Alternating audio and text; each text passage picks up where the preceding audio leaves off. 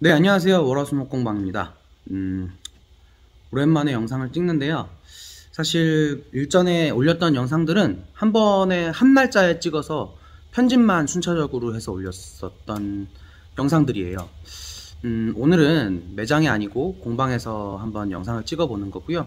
사실 저희는 뭐 생산 위주의 공방이기 때문에 조금 너저분하지만 그런 부분들은 좀 이해해 주시기 바랍니다. 아직 겨울이라서 좀 추워서 난로 옆에서 촬영을 하게 되었습니다. 이번 시간에는 오크에 대해서 설명을 드리려고 하는데요. 일전에 제가 영상을 한꺼번에 찍을 때 사실 오크에 대한 영상도 찍었어요. 뭐 괜찮은 내용이었는데 조금 오크에 대한 생각이 그 사이에 많이 바뀌게 되면서 영상을 다시 찍게 되었습니다. 그 전에 굉장히 부정적인 생각이었었는데 제가 조금 더 공부를 하다 보니까 오크가 굉장히 좋은 나무구나 라는 것을 다시 한번 알게 돼 가지고 그래서 다시 찍게 되는 상황입니다.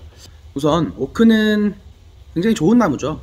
일상적으로 저희가 친숙하게 접할 수 있는 나무이기도 하고 하드우드로서 가구재로 굉장히 각광을 받습니다. 실제로 가공을 해보면 가공성도 우수하고 그리고 표면의 이 목리라든가 표면 성질이 굉장히 우수하기 때문에 저도 많이 선호하는 나무예요. 고객들도 많이 찾으시고 그리고 특히 이 북유럽 스타일의 가구들이 유행하면서 굉장히 많이 쓰였었습니다. 심지어 그 이유 때문에 지금 오크 가격이 많이 상승된 상태이고요. 저도 많이 사용합니다. 지금 이렇게 합판으로 제가 오크를 샘플을 준비를 했는데요. 사실은 원목으로 보여드리는 게 더 정확하지만 영상상으로는 원목으로 레드오크와 화이트오크를 제시했을 때 거의 차이가 안 날 만큼 굉장히 비슷합니다. 뭐 둘 다 오크니까 비슷할 수밖에 없겠죠. 그런데 합판으로 봤을 때 그리고 얘를 이제 도장한 거거든요. 얘는 이렇게 딱 확연하게 차이가 나기 때문에 제가 합판 무늬목 합판이죠. 실제 천연 원목 무늬목이 붙어있는 합판으로 설명을 드리도록 하겠습니다. 지금 이쪽에 보이는 나무가 레드오크, 실제로 붉죠 약간. 그리고 이쪽에 보이는 나무가 화이트오크입니다. 그런데 검정보다는 약간 재색에 가까운 약간 잿빛이 나는 밝은 색상의 오크이고요. 실제로 가운데서 보면 이런 차이가 보입니다. 자, 멀리서 보면 애쉬하고 큰 차이를 못 느낄 정도로 목리가 굉장히 비슷한데요.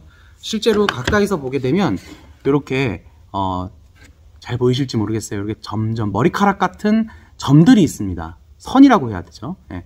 이런 선들을 통해서 애쉬와 오크를 확인하는 방법도 있고 그리고 이 재단면에 이 나이테를 보고 확인을 하기도 합니다.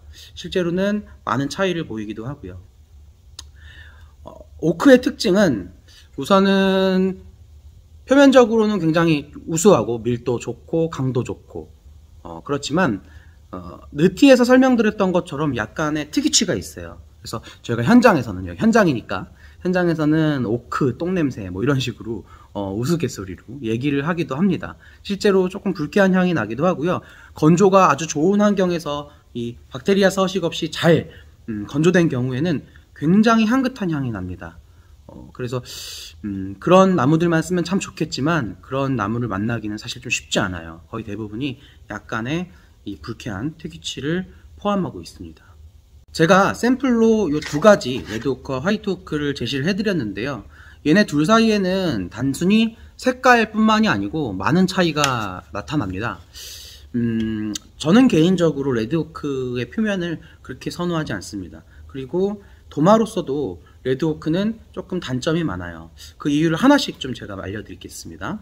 우선 이 레드오크는 표면상에서 우리가 그냥 일반적으로 가시라고 얘기하는 거스러미가 굉장히 많이 일어납니다. 특히 물 처리를 했을 때, 그러니까 물에다 한번 담갔다 빼거나 물을 묻혔을 때 그 표면이 들고 일어나는 현상들이 굉장히 많이 일어나거든요. 그래서 얘를 사포로 없애도 사실 도장 과정에서 미세한 천에 의해서 이 거스러미가 계속 느껴지고 그로 인해서 먼지가 좀 끼는 그런 현상들이 좀 나타나거든요. 그래서 레드오크로 가구를 만들었을 때는 오일뿐만 아니라 그 위에 왁스나 이 바니쉬 같은 표면 처리가 좀 필요하고요.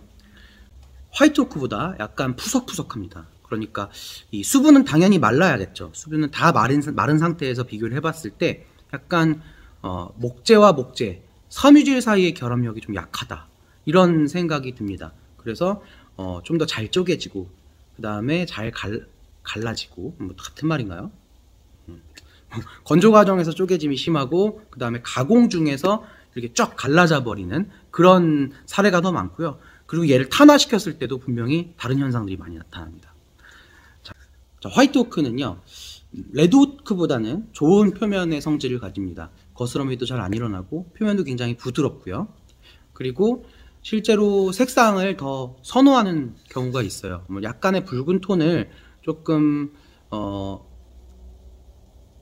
좋아하지 않는 분들이 많거든요. 그래서 이렇게 밝은 표면을 가지는 화이트 오크가 좀 더 인기가 많은 편이고요. 강도도 레드 오크보다는 좀 더 우수합니다. 아까 말씀드렸던 것처럼 레드 오크가 섬유질 사이의 결합력이 좀 약한 단점이 있는 반면에 화이트 오크는 조금 더 돌덩이처럼 단단하고 갈라짐이나 쪼개짐, 뭐 이런 변형 그런 거에 대해서 조금 더 우수한 편입니다. 그런데 얘를 도마로서 접근을 할 때 과연 물에 강하냐, 도마로서의 성질이 우수하냐 라고 물어봤을 때 저는 레드 오크는 좀 아니다 라고 생각하는 편이에요. 아까 말씀드린 거스러미라든지 섬유질 사이의 결합력의 문제 때문에 저는 별로 선호하지 않는 편이고요. 다만 화이트 오크가 도마재로서 우수하냐에 대한 부분에 대해서는 사실 이 영상을 찍기 이전에는 화이트 오크도 쓰지 않는 게 좋다. 왜냐? 표면에서 특이한 물에 의한 반응이 일어나기 때문이다 라고 얘기를 했었어요. 그게 그때까지만 해도 곰팡이인지 아니면 다른 화학적인 반응인지에 대해서 확신이 없었는데요. 그래서 제가 좀 알아봤어요. 과연 이 점박이, 그러니까 곰팡이로 오해되는 그런 현상은 왜 일어나는 것일까 라고 알아봤는데 그 알아보는 과정에서 엄청난 반전이 있었습니다. 이거 오히려 장점이 될 수 있겠는데? 라는 생각을 하게 될 정도로 많은 장점이 있는 그런 성질들이었어요. 자, 본격적으로 말씀을 드리면 물처리 과정이나 사용 과정에서 이 오크에서만 보이는 특이한, 아니요, 다른 나무들에서도 종종 보입니다. 그런데 오크에서 유독 흔하게 보이는 이 성질들이 있어요. 제가 샘플을 좀 가지고 와봤는데요. 자, 요거는 도장이 안 된 상태인데, 자, 가까이서 한번 보여드리겠습니다. 자, 요렇게 점점점 보이시죠? 자, 요런 게 나타납니다. 아까 그 머리카락 같은 패턴과는 다른, 이게 뭔가 좀 잉크를 떨어뜨리는 것 같은 느낌의 이 점박이가 나타나는데, 이게 굉장히 곰팡이와 비슷한 패턴으로 나타나기 때문에 사실 이걸 곰팡이로 오인하고 계신 목수분들도 굉장히 많아요. 저 역시도 한때 그랬었고, 그런데 이걸 겪으면 겪을수록 곰팡이가 나타나는 현상과 굉장히 많은 차이점을 보입니다. 특히 이번에 제가 이 무늬목을 바르는 작업을 했는데, 이 다리미로 이 무늬목을 뜨겁게 달궈갖고 다리는 순간 이런 점박이가 나타나는 것을 보고, 이거는 곰팡이가 아닌 것 같다 라는 생각이 들었던 거죠. 그래서 알아봤습니다. 과연 이것이 왜 나타나는가 좀 찾아봤더니 이 탄닌산이라는 성분이 있어요. 이 탄닌. 그러니까 오크가 탄닌이 강하다라는 얘기는 전부터 굉장히 많이 들었었는데 저는 거기에 집중해서 찾아보기로 했고 거기에 원인이 있었습니다. 이 탄닌이라는 거는 사실 많이 우리가 들어는 봤지만 어떤 건지 정확하게 모르잖아요. 그래서 우선 일상생활에서 탄닌이 어디 있냐면 커피 같은 경우에 굉장히 좀 떫은 맛이 나는 커피들이 있죠. 그리고 이 녹차도 약간의 떫은 맛. 사실 떫은 맛이라는 건 맛은 아닙니다. 감각에 가까운데. 그리고 감 같은 경우에도 덜 익은 경우에는 떫죠. 근데 그게 숙성되면서 이제 떫은 맛이 사라지고 이게 감의 단맛으로 바뀌는 것인데 이 떫은 맛을 내는 이 성분이 탄닌입니다. 이 탄닌이 많은 분야에서 활용이 돼요. 이 탄닌을 추출해서 철분과 반응시켜서 검정색 잉크를 만들기도 하고요.